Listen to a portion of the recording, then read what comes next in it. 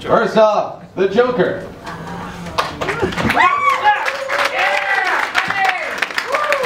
you can clap if you want.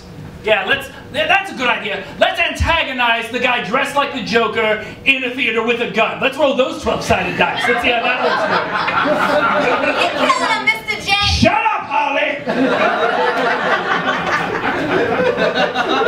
Ladies and gentlemen, give it up for your host, the dad from Calvin and Hobbes.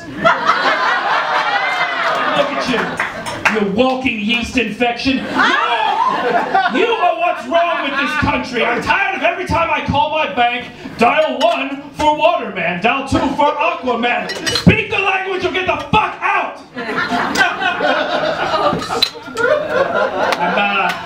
That said, I'm very happy to see that DC Comics has embraced diversity. We have 6 white people and 2 extra white people. That's progress. Of course, there were many superheroes who wanted to be here tonight. The Martian Manhunter, for example, couldn't be here. Fortunately, we have the next best thing, Mars the Red Planet. There he is, ladies and gentlemen. You doughy do-gooder.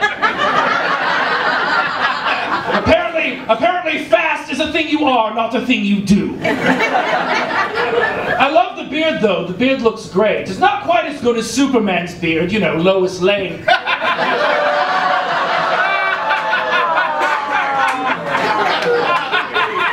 You like that one? You look like Dodgeball.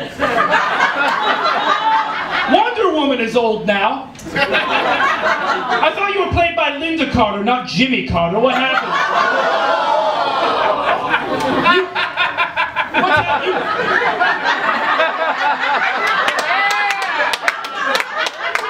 Is he laughing or just trying to breathe? I